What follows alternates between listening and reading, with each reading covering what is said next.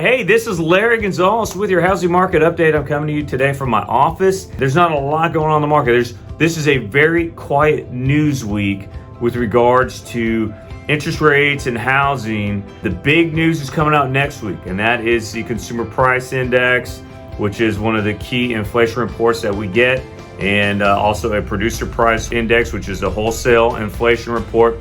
Fed meeting next week. The Fed is expected, well, actually we're 50-50 right now on whether or not the Fed is going to raise the Fed funds rate. So interest rates, we'll go over the big three right at the beginning. Prices are up. I'll go over that in a second. Inventory is still not up where it should be. The spring boost that we get going into the summer hasn't materialized yet, but it is getting better. Rates ended the week pretty solid, but when there's not a lot of news in the market, guys, guess what happens? We always look for the worst news, and the news that came out on Wednesday was the Bank of Canada raised their Fed funds rate equivalent. So that had a negative effect on interest rates. Mortgage applications, actually, interesting to note, are down for the fourth week in a row, and I think that a lot of that has to do with the fear that we have in the market. So that's kind of where we're at. That's what I see right now.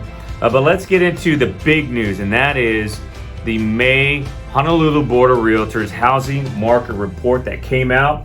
And if you look at the headline, okay, it looks like everything is down. Median sales price is down. Closed sales are down. Days on market are down. But this lead-in page, which is important, this is comparing May of this year to May of last year. And let's not forget, the markets peaked, the housing markets peaked last June. So we were at near all-time highs last June. We've come down since then. More important to look at what is happening month over month. But let's go over this first page because it is important. All right, median sales price, $1.109 million for single-family homes, $505,000 for condos. Last year I said we were at all-time highs. Well, from that all-time high, we're only 3.9% lower. All right, this is with interest rates have shot up, another 2 points from where we were last summer this time. Only 3.9% lower for median sales price for single-family homes, and only just over 2% lower for condos. And there's some charts in here. We'll go over that. Just shows that despite interest rates peaking, home prices are staying solidly higher. Closed sales are down year over year because there's just no inventory. And that is something that has really hurt our housing market. That's helped keep those prices pretty stable. Days on market, no comparison. Right, we are fully 10 to 11 days slower this year than we were last year as far as days on the market. So we're staying on the market 10 to 11 days longer, whether it's a single family or home or a condo. Again, no comparison. All right, if you put a home on the market last year, it was going to sell, and it was going to sell way over asking price, especially around this time a year ago. That's not the case now. Let's look at this second chart, the monthly indicators. I'm going to go down each of these, and we'll kind of break some of these down on the charts later. Closed sales, all right, up from April to May. Single-family homes up 26%. Condos only up 4%, so not a huge increase in the number of closed sales. Median sales price actually up. We went back over $1 million in single-family homes from the month before, and we're up 1% from $500,000 to $505,000 for condos. Median sales price. Average sales price up 10% for single-family homes and up just over 3% for condos. So again, prices are going up. Days on market, single-family homes dropped from 24 down to 21. 24 in April, 21 in May. And then relatively flat, 20 and 20, so not a big change for condos.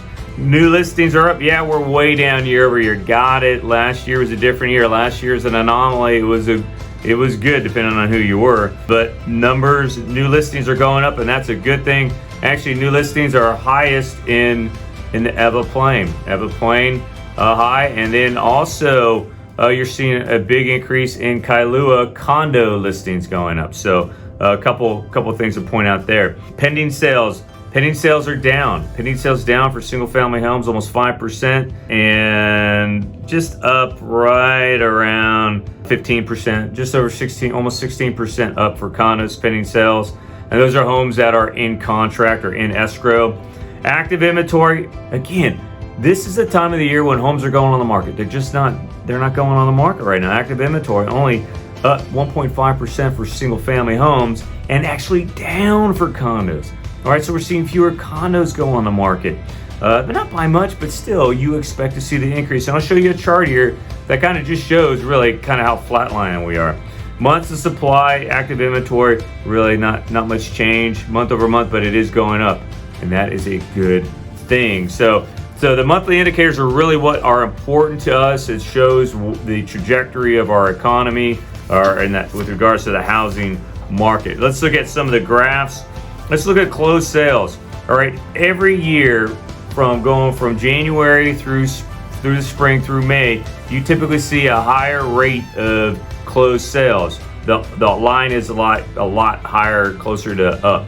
Well, it's a lot closer to flat, 90 degrees this year. Again, not as many closed sales, not because people don't want to buy homes. I tell you, if they were out there, they would get sold, but the numbers are down. Let's look at median sales price. Everyone is expecting the housing crash. The housing market's going to crash. Hey, the housing market crashed in November. If you look at, that was when it crashed.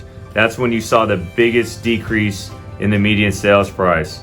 And that is a result of interest rates getting up to 7%. We're past that, guys. That housing recession, and it was a recession, has come and gone. Despite interest rates going into the 7% range in April and May, home prices, median sales price for a single family home and for a condo for that matter, are near their peaks that they were at in June of 2022 and again in November of 2022. All right, there is no housing bubble. There is no how you put the house on the market, it's going to sell. All right, and just look at that. Despite interest rates being as high as they are, home prices, the median sales price is going up. The median sales price is going up. Median days on market went up, skyrocketed in February for single family homes. I think that is just because there was not a lot of inventory. There was not a lot of homes on the market. So homes that were staying on for a lot longer, they kind of skewed the number overall. So the median days on the market, if you take out that 1 month of February for single family homes, again, shows a decrease month over month and relatively flatlining for condos. Now let's look at new listings. All right, new listings. Every year you see an increase, January through May, you see an increase, 2021, 2022. And then you go look at the new listings, look at them dropping after June of 2022 for both single family homes and for condos. The reason being is rates shot up in June. They shot up and by August, September, we were looking in the sixes. October, November, we got into the sevens. So that's why you see the new listings drop so dramatically from June of 2022. Again, I probably tell it. I look at this every month, and I look at it in amazement. It is pretty. Again, that was when we had our housing recession, and now you look at the increase, the gradual increase in new listings, but not as steep a curve or as steep a line as you've seen in previous years past. It's almost close to a 90-degree line. We just don't have the new listings coming on the market, which is why, again, housing prices are near the peak that they were last June. All right, so active inventory. Look at this, flatline, actually decreasing. Homes, the active inventory of homes in Oahu. Again, this is just for Oahu. This is the Honolulu Board of Realtors report. It's actually going down. Condos have been kind of steady around 1,100. Single family homes between 400, 500. Not a lot of deviation. So again, we're just not seeing that increase that we typically see. Active inventory, this is kind of concerning. It's concerning because once rates come back down, all right, you're gonna have a lot more people fighting for the homes that are not there. Monthly supply of active inventory. Let's look at the single family homes. That is the one on the bottom. Historically, we are below 2 months. All right, 1.5 to 2 months of inventory.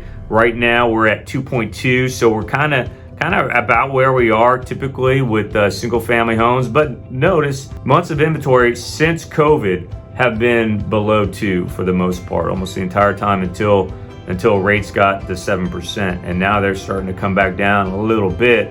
Condos, hey, you know what? Before COVID, we were in a 4.5 months of inventory. There's always a healthy inventory of condos, and that really is what has kept condo prices from going higher than 500,000. It's been there in that price range.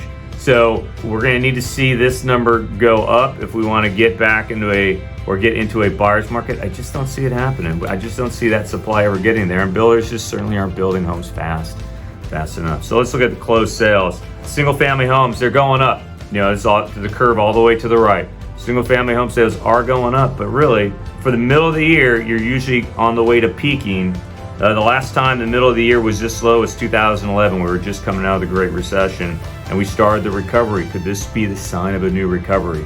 I don't know. I think it could be. Condos, low closed sales for this time of year. Not since we're at 2015 have we had closed sales be this low at this point in the year. But again, going up. Those numbers are going up month over month. You can't really compare anything to last year. Last year was an anomaly. It was kind of one of those things.